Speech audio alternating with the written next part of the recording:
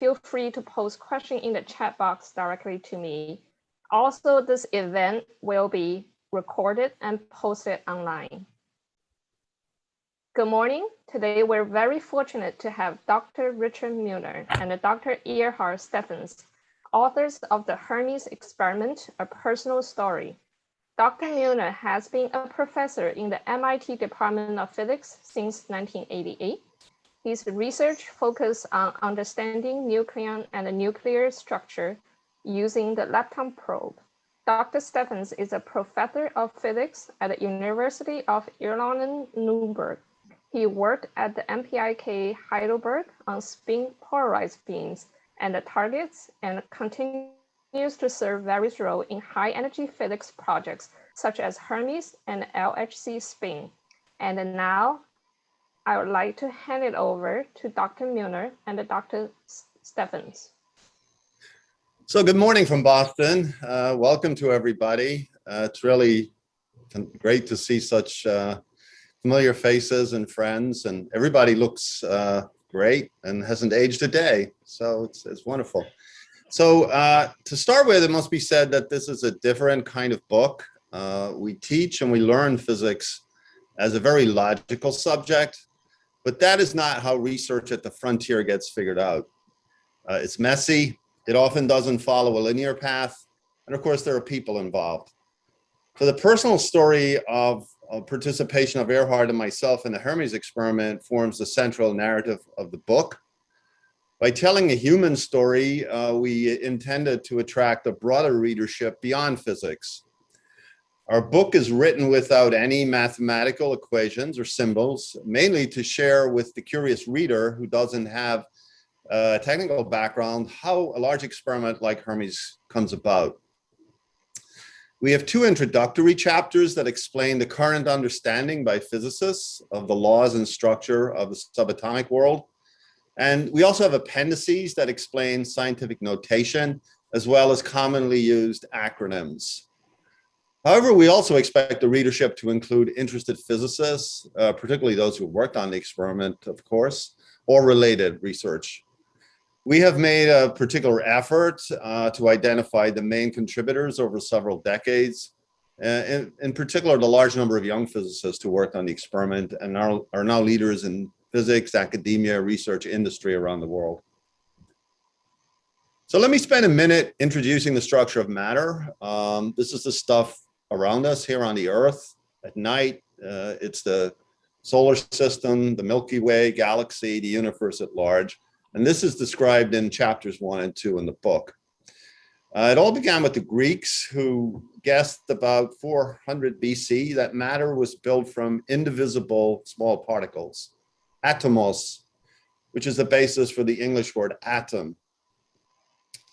But for about 2,000 years, human understanding did not really advance very much. In the early 1800s, chemists developed the atomic theory of chemical reactions, which built on earlier laws describing the behavior of gases as a function of temperature and pressure. By the end of the 19th century, the periodic table of the elements was discovered.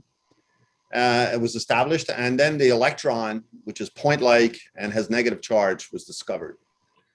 In 1911, Rutherford and his colleagues at Manchester, England, discovered the nucleus of the atom, and shortly after that, the proton, this positively charged nucleus of the hydrogen atom, was identified. Subsequently, in the 1920s, basically 100 years ago, the laws that describe the atom and the subatomic world were developed in Europe, and this gave birth to quantum mechanics. In our book, the key originators and the famous experiment are described in some detail, and we're particularly proud of some of the interesting photos that we were able to collect and are rarely seen. And I should say that the electronic book version is both cheaper, but also has much more color photos than the printed copy, for those who are interested. Okay, back to the Hermes story. In 1925, two young graduate students, George Uhlenbeck and Samuel Goudsmit, at the University of Leiden in the Netherlands, proposed that electrons carry an intrinsic angular momentum called spin. As the name implies, it's like each electron is spinning around an axis, always with the same velocity. Now, the idea was initially met with strong skepticism by more senior physicists, but Paul Ehrenfest, who was their advisor, being a good advisor, he submitted the paper without telling them. And he said, oh, you're young enough to make a mistake. Well, they didn't make a mistake. It was actually one of the most profound insights in 20th century science, really. We now know the proton also has spin. And most importantly and differently from the electron, the proton is not a point, but it is an extended but tiny object at the center of the atom. In Appendix A of our book, we discuss this. We now believe the proton is built from what are called quarks and gluons moving at speeds close to the speed of light. The quarks interact by exchanging gluons, and both of them have a new quantum number called color, which you can think of as red, blue, green, like in color as we use it in everyday life. The quantum theory of color is called quantum chromodynamics, QCD for short. In the late 1980s, there were unexpected results from a CERN laboratory in Geneva, Switzerland, that indicated that we did not understand the origin of the proton spin. Hermes was an innovative experiment that was motivated by these unexpected CERN results that used the circulating electron beam in the Hera accelerator to scatter from polarized internal gas targets. These novel targets had been under development by Erhard, myself, and obviously others, many others, for other experiments, but were quickly adapted for use in Hera with Hermes. So the proton spin must originate from the spins of the quarks and gluons and their relative orbital angular momentum. And scattering these polarized electrons from the polarized neutrons and protons allows the experimentalists to take snapshots of the quarks as they move in the proton. The Hermes detector was designed to include the detection of other final state particles in addition to the scattered electron. In 1988, when Hermes was first conceived, the proton was typically portrayed as a round billiard ball where the structure was dominated by slowly moving quarks. By the time Hermes was completed in 2007, there really had been a revolution in the way the proton was viewed. And we now view it as a highly relativistic system of bound interacting quarks and gluons. And scientifically, Hermes had opened up new avenues of research by detecting other particles in coincidence with the scattered electron. Today, 14 years later, there's an exciting new multi-billion-dollar facility called the Electron Ion Collider being planned to continue the work of Hermes. It will be built at Brookhaven National Laboratory on Long Island in New York, and is expected to begin operation in the early 2030s. It certainly builds on the pioneering work of Hermes, other experiments, and of course, theory. So personally, I think of this new machine as Hermes at higher energy, but realized in a way where the complete final state of a smashed proton or a nucleus can be measured. So now I'd like to pass it along to Erhard to make some comments. Thank you very much. Good afternoon from Erlangen, Germany, and welcome also from my side. After Richard's introduction to the book, I want to expand on a few aspects of our story regarding accelerators and spin tools. In 1967, quarks invented by theoreticians to explain the particle zoo were discovered experimentally at SLAC in deep inelastic scattering of electrons on hydrogen. That means on protons. 20 years later, studies at SLAC and CERN using polarized beams and targets indicated a surprisingly low contribution of quarks to the proton spin. And this was called the spin crisis, as pointed out by Klaus Ried. Another round of experiments was required to understand this unexpected result. Meanwhile, new tools were proposed and studied. One was predicted by Russian theorists from Novosibirsk. A stored beam of relativistic electrons in a storage ring should slowly become polarized. By some reason, I cannot see me on the screen. Okay, it doesn't matter. I hope it works.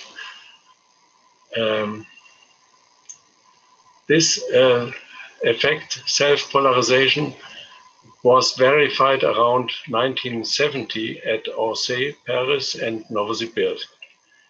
In 1984 at DESY, at the DESY laboratory in Hamburg, the construction of the HERA collider began, a double ring for collisions of 920 GeV protons and 30 GeV electrons. The electron ring was designed for self-polarized electrons with space for spin rotators, quite long objects, so you have to really plan them during the beginning. At that time, experience with self-polarized beams was limited to 3 GeV machines. Therefore, it was a really courageous decision, supposing that the method will work also at a 10 times higher energy. Other tools were spin polarized gas targets capable of running in a storage ring. These targets could be combined with polarized electrons circulating in a ring, for instance, the HERA electron ring. And this is exactly the concept of the Hermes experiment. Of course, the principles only of these tools were known. Now the focus was on implementing and testing them, which took place during the period 85 to 95. After formation of the Hermes collaboration in 88 with Milner and Reed as co-spokespersons and submission of the proposal to DESY in January 90, the development and design of all items commenced with high speed. One task of the lab, assisted by Hermes, was to add a laser-based beam polarimeter and to tune the electron ring for polarization. By the end of 91, 8% polarization were seen by the transverse polarimeter in the West Hall. In 92, the collider operation with experiments H1 and Zeus started. In summer of that year, over 50% electron polarization was achieved and Hermes approved, subject to funding. 7 years after the formation of the collaboration in 88 only. On the target, work began in 84 with Milner at Caltech on a polarized helium-3 gas target based on optical pumping for electron scattering experiments. This target with 2 protons antiparallel in spin represents in good approximation a polarized neutron. Optical pumping using infrared lasers is very effective and large fluxes of polarized helium-3 gas can be produced. To date, efficient direct optical pumping of atomic hydrogen is not possible due to the lack of intense ultraviolet lasers. The hydrogen target developed at Heidelberg by the Filtex collaboration starting in 1985 was an atomic beam source based on spin-dependent focusing by sextupole magnets or the so-called Stern-Gerlach magnets. Both targets, hydrogen and helium-3, injected their polarized atoms into a 40 centimeter long cold tube on axis of the 30 GeV beam. This so-called storage cell serves to boost the areal density by compression. During 93 to 95, the detector was built and installed in the HERA East Hall and rolled into beam position on February 95. The first year saw a successful run with longitudinal polarized helium-3 gas target.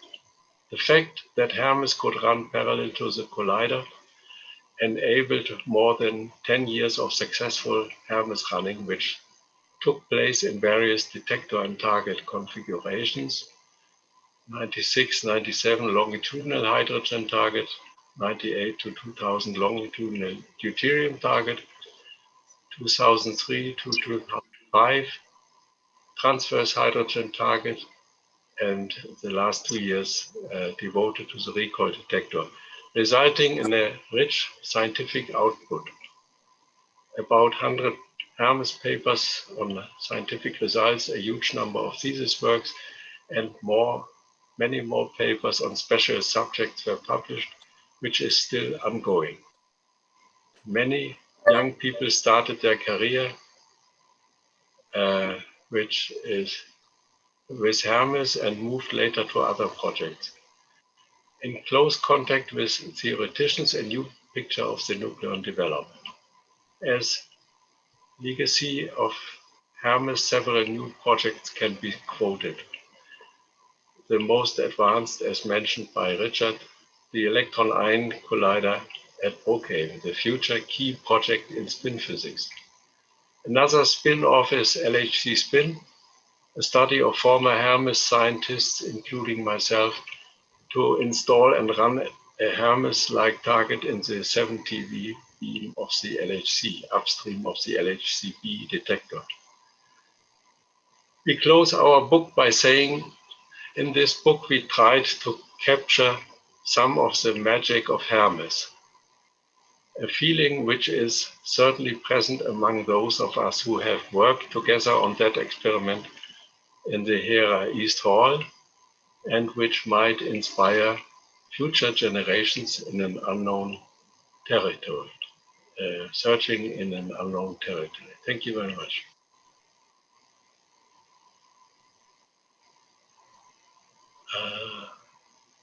I don't understand the screen. Dr. Milner?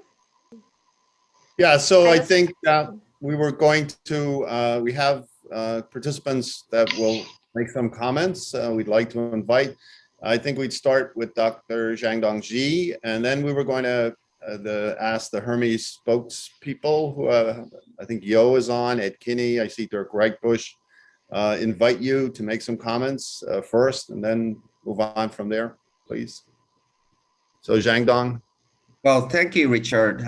Invite me to make some remark, and congratulations, Richard and Erhard, making this, wrote this very nice book. And in fact, I'm one of the first readers of the book. As soon as available, I got a copy, and I read it through without putting down, and was very happy to see this a very nice story about Hermes.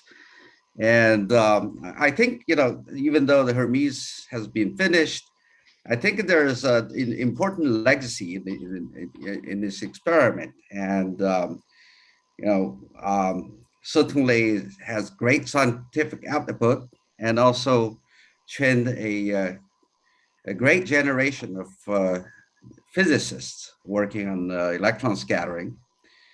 And, you know, we nuclear physicists don't usually write book like this. So this is, I think this is really, really good example to, you know, doing the great experiment. And certainly this is one of the great experiments in nuclear physics. And to tell the young people that how an experiment can be, you know, motivated and conceived, you know, get people and get technology, get money, and to get, you know, to work on it. I think it not only it's good for people who are familiar with the project and to, you know, reminiscent to what has been going on and why we do it, but also it's great for graduate students. I think not only for, you know, experimental students to understand how to carry out, perceive an important experiment, and also for theory students, understand, you know, how much effort is behind those data points. And I often tell my graduate students, you know, don't take these data points, you know, too lightly, and each data point is worth so much money in there. You know, you can calculate, in fact. And so in particular, you know, myself have been working on the dark matter experiment for 10 years. So when I read through this, you know, I just feel, you know, the kind of resonance that how can you, you know, get an experiment through. And certainly it's a great education for our students. And I really want to see more books like this in our fields. I'd like to make a couple of personal comments. First of all, Richard and I both were at Caltech and MIT. In fact, I was a postdoc at Caltech, and Richard was also a postdoc, and, well, first as a student and then postdoc. And I'm very happy to see those personal stories in there. And, I would write down myself, but, it's in the book there. When I read it, I feel very happy. Particularly, I feel, this great environment when at Kellogg. And I have never seen anywhere else, when you have a seminar and, you brought a great case of beer and everybody's drinking alcohol and then start to have animated discussions. And very often you have a speaker with a bottle of beer in hand and then start to give a talk. So I really appreciate Richard read out a lot of these very interesting anecdotes about the personal stories. And of course, also at MIT, we had a lot of discussions about spin physics. So I think this not only shows the physicists, their quest after, important physics questions, but also they're human beings and they like to have fun. And so I think, physics is not only fun, but also, and also the life as a physicist is also fun. The second point I want to make is that, my career, in fact, grew up with spin physics. And when the EMC experiment came out, I was a postdoc at Caltech. And we didn't talk much at Caltech. And however, when I moved to MIT, I started working on the spin physics. And certainly it was, great motivation for me to independently discover the GPD, and also I found the DVCS process in 1996. And it's very satisfying to see that the Hermes produced one of the first, the DVCS result, and published in 2001. And this paper has an important influence on the future, the DVCS field, and it has hundreds of citations. And as a theorist, it's nothing more gratifying to see you have an idea and a few years later you see data, and it's extremely gratifying for that. And so I really, really thank you guys. I'm sure a lot of people working on this in the Hermes collaboration, and thank you guys devoted a small section on the DVCS experiment. I think this is a really, really nice book. I recommend to all my graduate students and to read and to understand the how physics works and how to carry out a great experiment. And so again, congratulations, Richard and Erhard. Thank you very much, Ang Dong, for the kind remarks. So I would like now to call on Dr. Jo Vandenbrand, who was the Hermes spokesman when the experiment was installed and commissioned. Please, Jo. Yeah, thanks, Richard and Erhard. So first of all, congratulations. I think this is an excellent idea, what you did here. And I think it was an exciting time. First of all, of course, many of us were much younger at that point than we are right now. But also, I think many of us came from nuclear physics and went to a particle physics lab to start doing this experiment. It was at the time when we were at NICEF and we were integrating the nuclear physics and the particle physics groups. So this was the first big experiment going in that direction.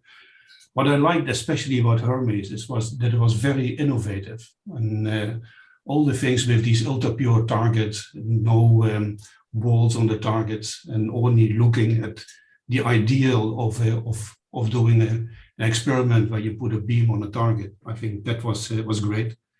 I learned a lot in that time. I learned a lot in the science, but also in the instrumentation. And since then, I moved into first B physics, and now I'm working on gravitational wave physics.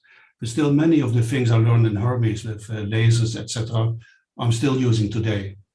But I also learned a lot about,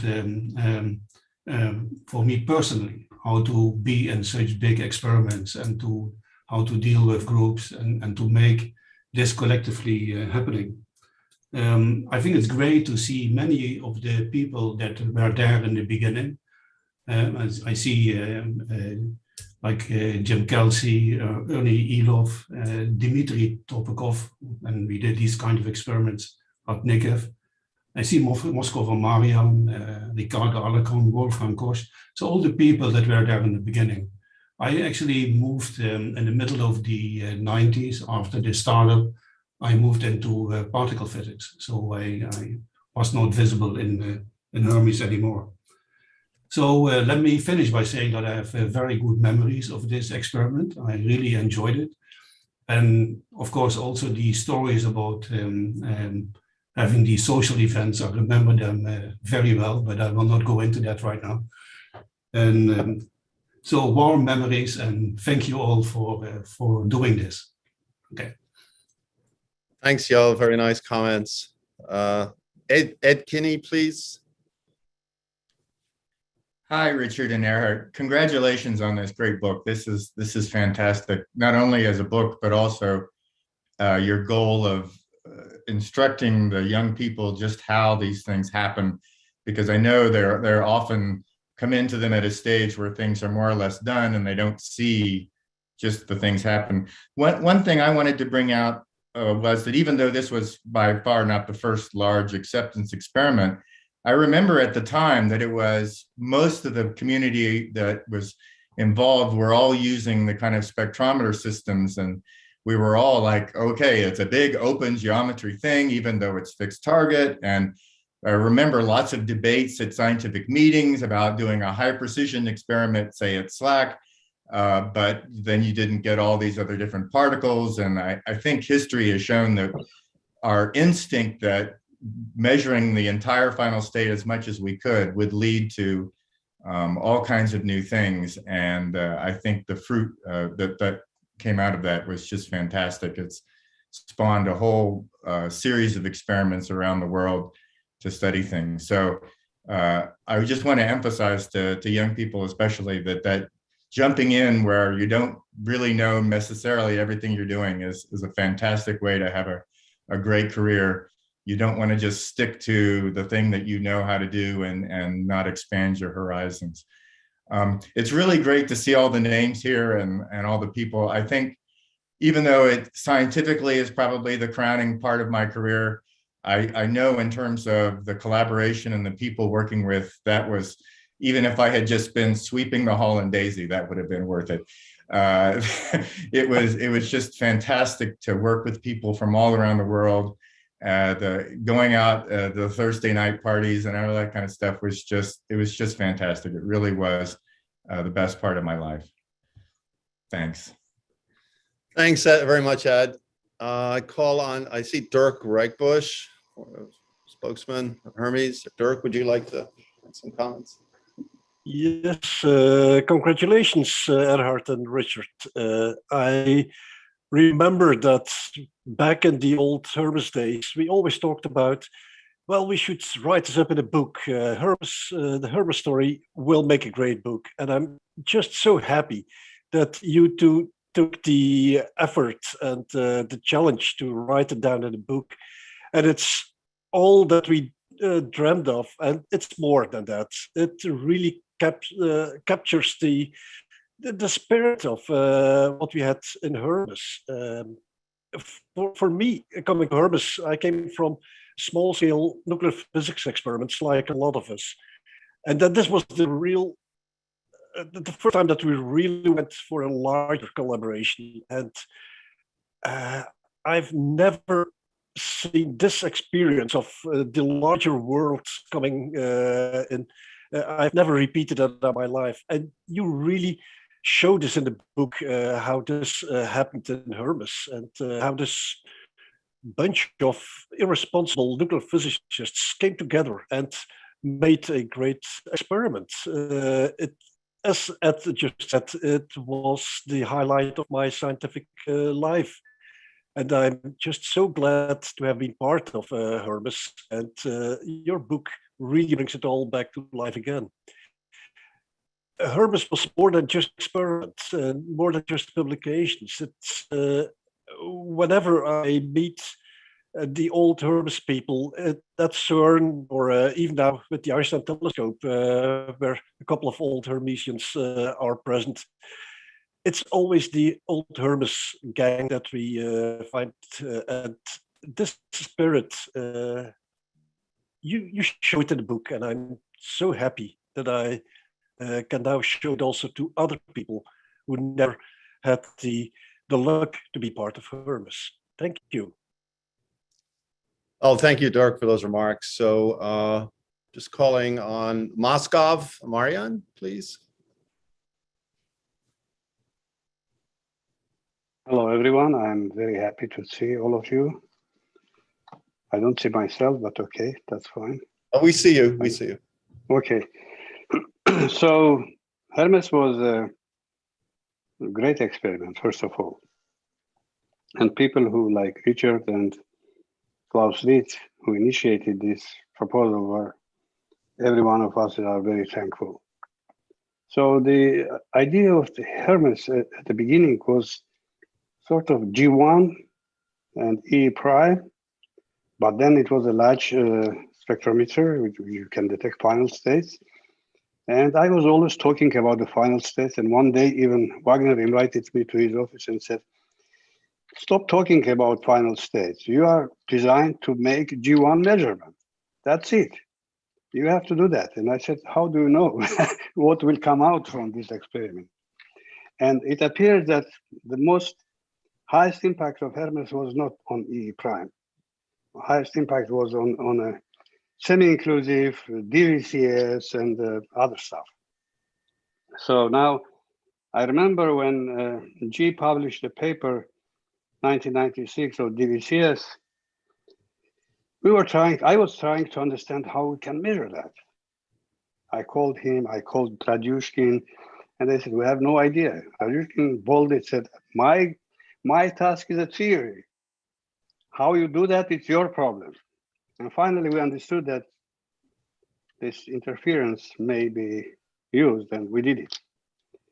And in fact, as Richard mentioned, the new collider, which is in the process of being built in Brookhaven, has a few flagship physics motivations for that. And one of them is exactly the 3D, like GPDs. And John Donk mentioned that. And I'm proud that our work become such a sort of flagship for, look, we published a paper on 2000. I reported in 2000, and then we had a workshop at DESY, and then we had a spin conference in Osaka, and we did it first. And then it becomes, JLab is measuring this for 20 years now, and will continue to measure for another 10 years, at least. And then the collider, which will be built, as you said, in and start at the beginning of 2030s, will run for another 15 or 20 years or something like that. Which means we have an impact on our field for half a century. And I'm really proud of that. And I think everyone is proud of that. And I enjoyed the time being at Hermes, and all support which I got from my colleagues around the world, from Nikev, from DESY, and I should mention Rome, Italy, Fulani, and his group. They were very, very helpful. And, you know, there's so many people I remember. We are not seeing each other every day, but you are always in my memory. I love you all. And the book is excellent. And I think it is very good book. I bought it immediately and I read it. I don't know if it could be revised or not, but there's some few minor comments, but maybe, I don't know if it will be second edition or not. That's all. So thank you very much. I think that every one of Hermes people should be proud of such a successful experiment. which was not local and not finished by the time it finished. In 2007, we stopped data taking, but it doesn't mean that Hermes stopped, and it continues. Thank you very much. Thank you, Moskov. I see Mike Vetterli on. Mike, did you want to make some comments? Sure. Hi, everyone. Great. Hey. Oh, too bad the cameras were off, but from what I saw, you know, this experiment used to be young people.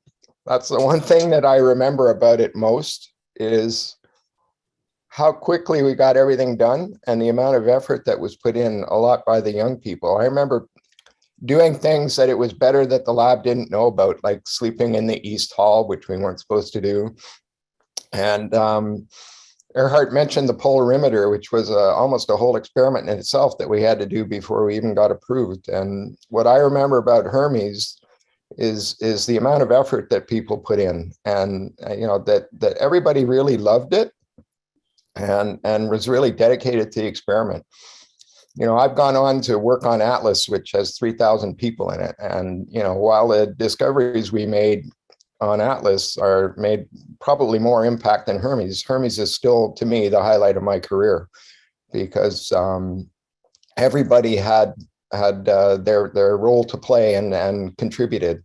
I remember once sitting down with Yo when we were under time pressure and trying to figure out, you know, how we could get more people to work on Hermes. Then we went through the collaboration list, and 90% of the people were actually working hard on the experiment.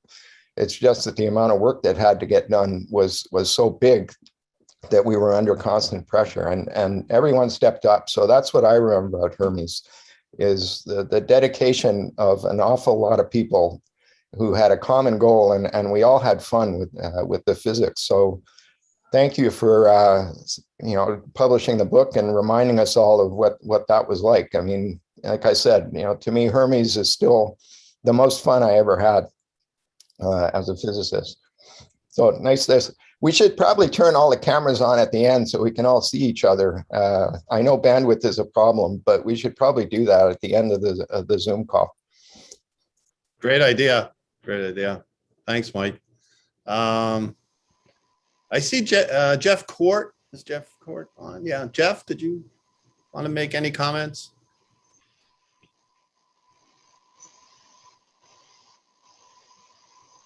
I guess I don't need. Well, I wasn't among this younger men. In fact, I didn't quite hold the record age, but I was certainly one of the more senior people, and was sort of parachuted in to help with the technology, which was quite fascinating, actually.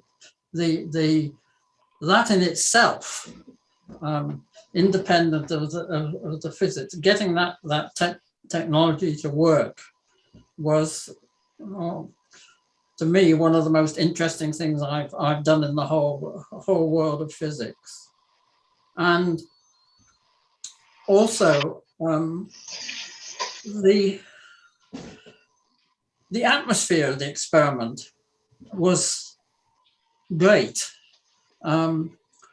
Compared, I mean, I had experience with quite a lot of experiments, but compared with CERN and other places, there was a very good feeling, particularly between the machine. I mean, the advantage of the polarized beam, there was a huge interaction between the machine people and the experiment, which also, I mean, the machine was not just providing a service. It was, I can remember many evening sessions in the control room talking to the people about the polarization, trying to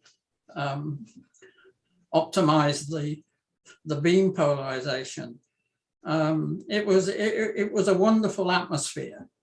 So cooperative. It's quite different from many other experiments I've been involved with.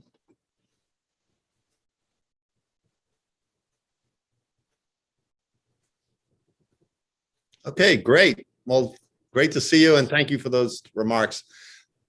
Just changing a little bit, I see Ferdinand Willicke is on, and he was, as we described in the book, he was the maestro of Hera.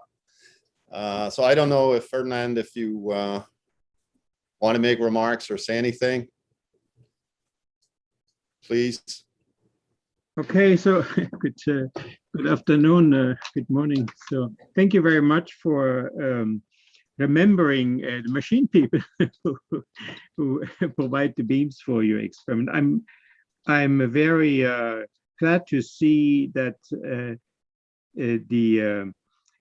the efforts in integrating Hermes into the Hera operations resulted in such a marvelous physics results, and I think I see from your comments that from the comments of the people that these times are well remembered, and I always see Hermes results quoted in my new working environment, which is the electron ion collider.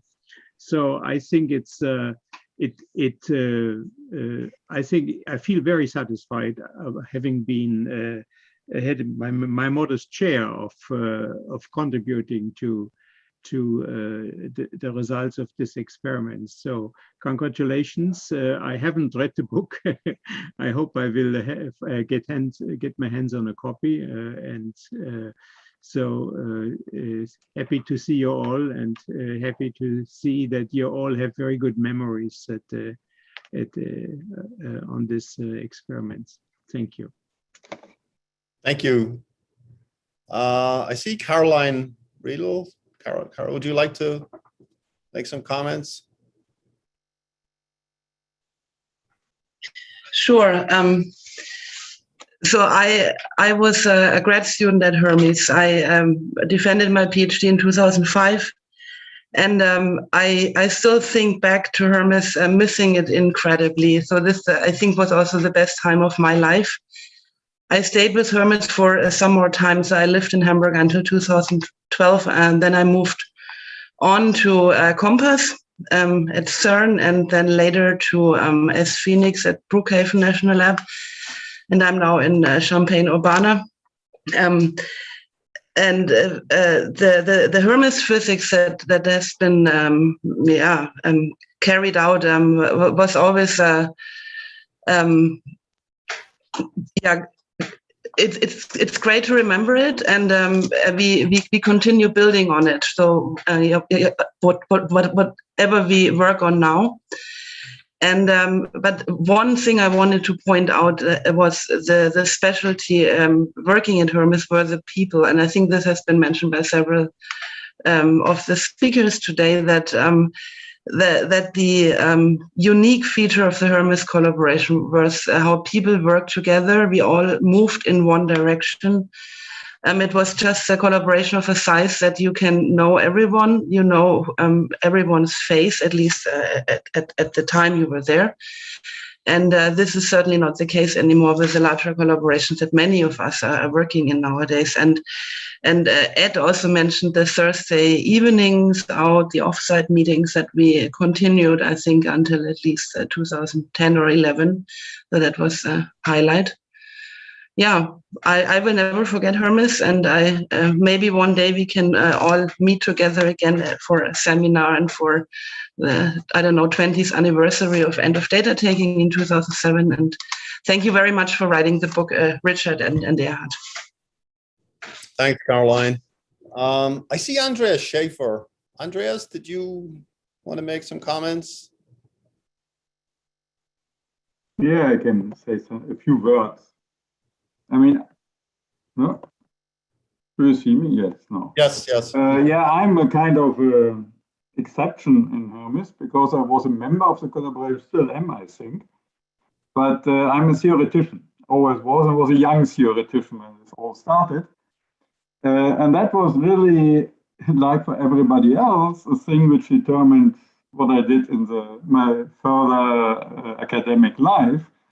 Because at Hermes, I really learned to cherish experiment. Yeah? We have very many theoreticians, especially in this more formal stuff I typically work on. who, I don't know, think that data points come for free, fall down from the heavens.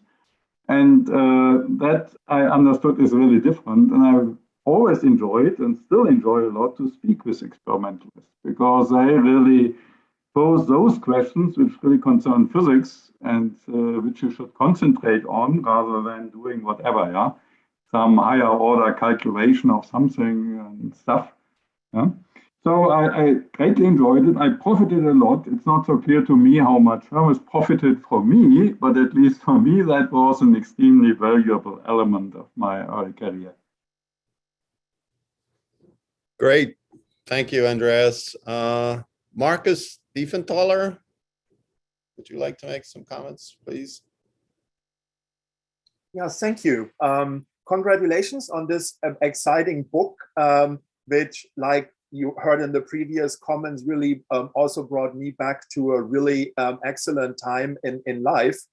I'm currently working mostly on the electron-ion collider. And when I think about EIC science, then I think about Hermes science, but now this time as a collider experiment. And there's a really, also Ferdinand mentioned this before, there's this very strong connection between what we pioneered at Hermes and what is now done at this new upcoming frontier accelerator facility.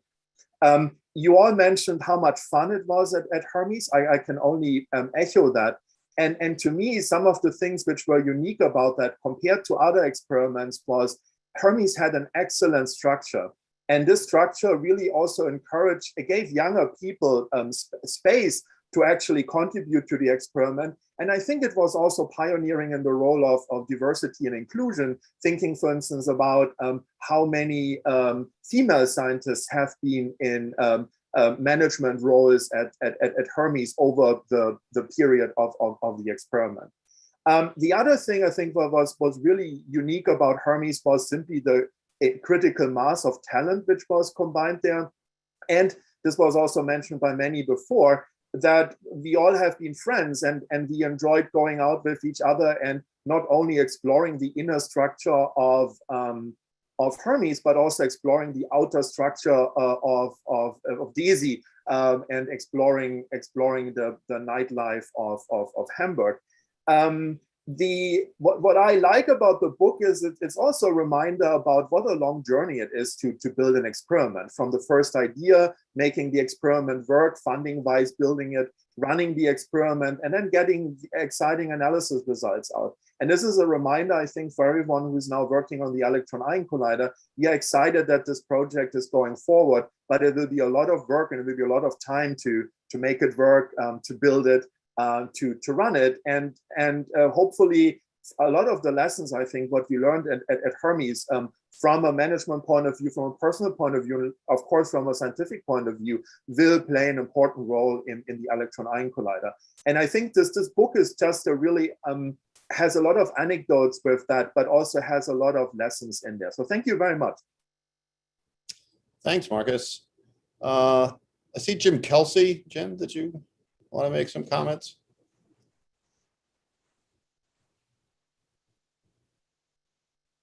Sure. Yeah, no, that was the first large experiment I worked on, and really launched what's been a really fruitful and interesting career for me. The one personal story I'll relate is, I remember when we were in the meeting to decide whether hydrogen or helium was going to run first. And the hydrogen people said it was going to take them 2 years to be ready. And then they went to you and you went through your presentation and said, we can be ready in a year. And we walked out of that meeting and you looked at me and you said quietly, can we do it? And the rest is history. We were able to do it. I mean, it was quite an effort, but it was a great environment to be in. I love Hamburg. I've loved all the time I've spent at DESY. It's just been fantastic. And the people I've met, I mean, the physics community is a pretty small community. And, right here, you can see all the people that are here. I've worked with several of these people on other experiments. And it's been, thank you for writing the book. And just thank you for what's been a very great, interesting and fruitful career. Thanks, Jim. Wolfgang Korsch, please. Oh, hi. Yeah. Hi, Richard. Hi, Erhard. Thanks for writing this book. It's certainly great. I'm looking forward to reading it.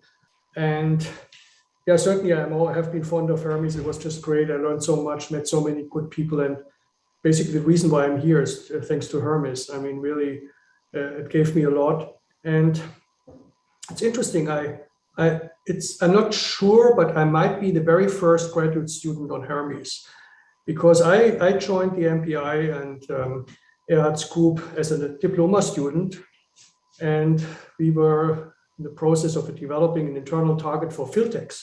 It was just a new idea that came up. And I remember at the MPI, there was a coffee table and coffee. You could get coffee in the afternoons. We often sat together, a few of us, discussed some issues, problems that we had. And one afternoon, Klaus Ried joined us and said, so you're developing this internal target for actually the low energy ring, anti-proton ring LEAR at CERN. And would that also work in an electron ring? And well, I mean, Erhard was there. We were thinking, and we didn't have a reason why it shouldn't. And that was just when the NMC collaboration found started their proton spin measurements and had first results. And sort of we thought about this a little bit. And then basically from that day on, the whole effort changed from the LEAR effort, Filtex effort, to the Hermes effort. And yeah, we worked on the development of the hydrogen source and the target. And it was great to get it installed, see how it's working with really happily and many other great people, physicists. I learned so much there. And I really appreciate that you and Erhard took the effort to write that book, and as a nice documentation how things evolved, how it was. And it's a great inspiration for young physicists. And many of us are still in physics because of that experiment. So thank you very much. Thanks, Wolfgang. Mark Beckman, did you want to say something, please?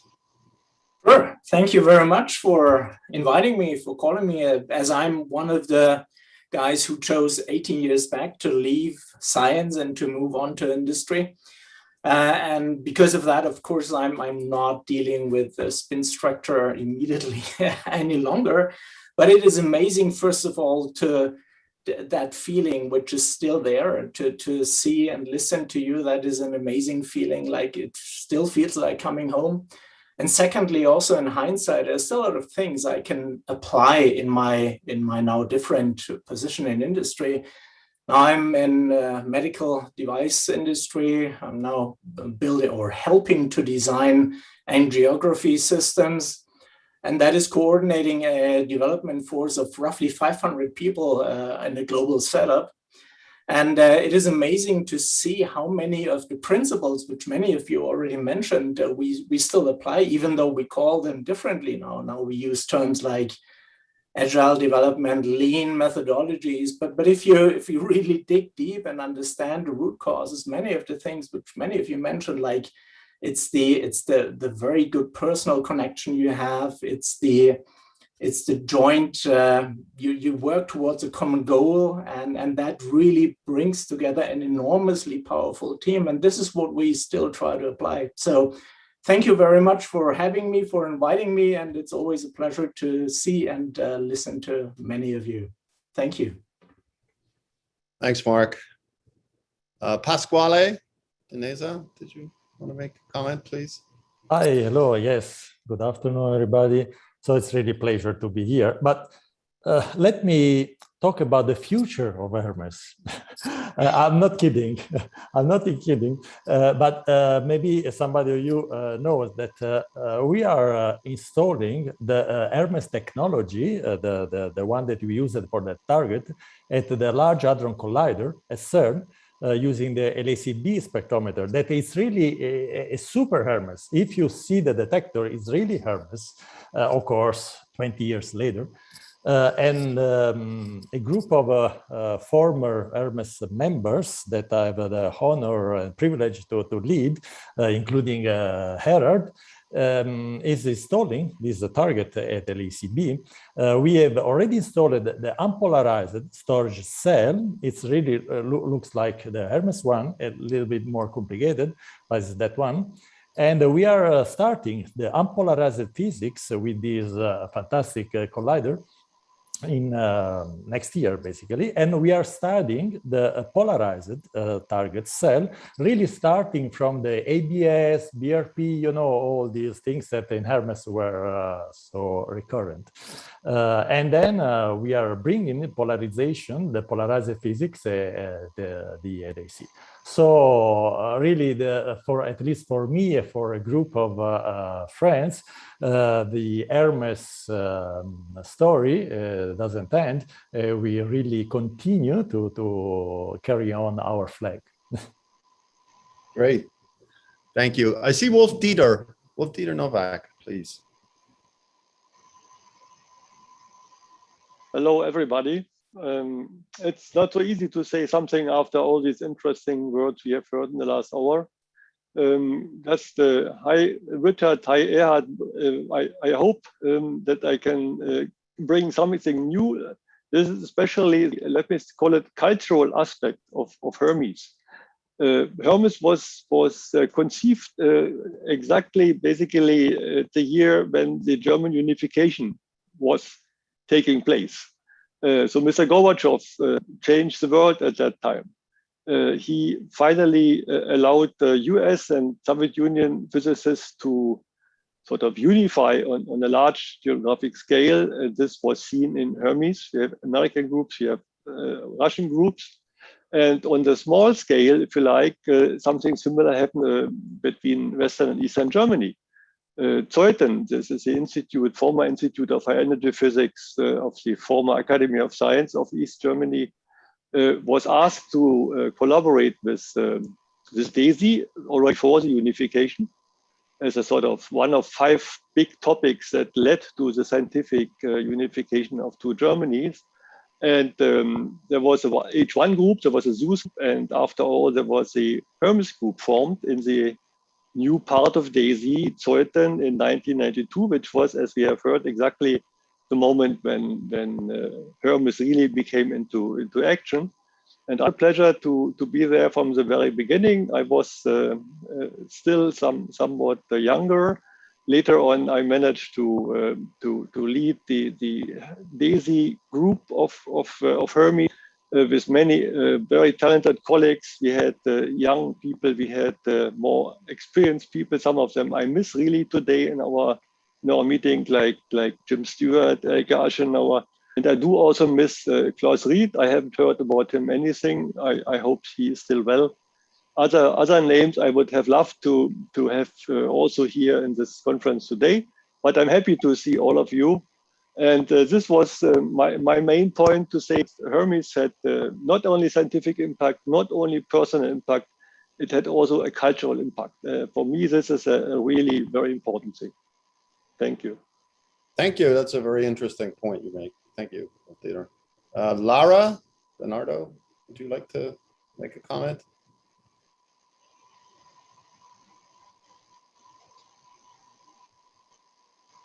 Hi. It's very nice to see all of you. I haven't seen many of you in so long. I was thinking about what Hermes did for me. And even though I left science, I have to say that one thing that really helped me is, for example, writing articles or making presentations. The extreme care that went into every single word, and I want to thank Wolf Dieter and Klaus Ried especially with that. And so after that, I cannot read any article anywhere without thinking how sloppy it is. And also, yes, the amount of work that went into presentations, the same thing, how everything had to be very precise and well organized, and how many times we tried to make everything really perfect. And I think these are skills that stay with you anywhere. So thank you, Hermes, for that. Great, thanks, Lara.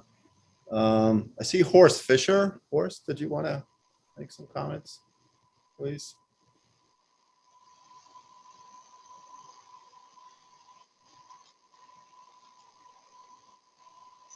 You're muted, Horst. Yeah, no, it should be unmuted. Yeah. Hi, Richard. Hi, Erhard. Yeah, really nice to see so many former Hermes colleagues. Yeah, I joined Hermes in '95 when the first beam was to be arriving to the experiment, and we set up at that time the second polarimeter for the experiment, the longitudinal polarimeter, which was supposed to measure polarization right at the experiment, yeah, and not on the other side of the art. And it was really fun, and I enjoyed the time with Hermes very much. Yeah, working with all these colleagues in Hamburg was a very different experience for me. I just came from the States at that time, from Brookhaven, and moved to Hamburg, and so it was a special time. And I would also emphasize the strong support we always received from DESY. Yeah, this is an experience I never had afterwards when I left Hermes. Having the funding agency right in the same lab simplified life for all the German universities participating in the experiment. Yeah, so, and it was the time when Richard was spokesperson at that time when I was at Hermes. And for me, it was also a different experience to see somebody such structured and such focused on the success of the experiment. So thank you, Richard, very much for that experience you gave us. So I'm pleased to read that book. Yeah, I haven't received a copy yet. Yeah, so I hope it will arrive in the next days. And it will be the perfect literature for vacation time, I suppose. Yeah. Thanks, Erhard. Thanks, Richard. Thanks, Horst. I think we're over time, but is there anybody else who would like to make some comments? Please, you're welcome to join in or ask. Or... Also, Dr. Milner, there was a question that was submitted, so maybe you can comment on that. It's from Margaret. She loved the cover. She would like to know, how did the cover come from? Yeah, the cover was created by David Milner, who's a designer, and really the integration of the data from the front to the spine to the back was rather unique. So the picture is very eye-catching. Came, I think it was Erhard. It came from the Polarized internal target, and so that was the origin of the cover. And here's a question for Dr. Steffens. Can you elaborate on the early history of polarized gas targets? Yes, with great pleasure. So the gas target we are using are not high pressure targets, but very thin targets which can run in together with a beam in a storage ring. The first idea of this pure gas targets of low thickness came from our colleague Willy Heberli in 1965. He proposed at a meeting in Karlsruhe, Germany, he proposed to use a kind of Teflon-coated storage bulb to store polarized gas and use it for a scattering experiment. And this was somehow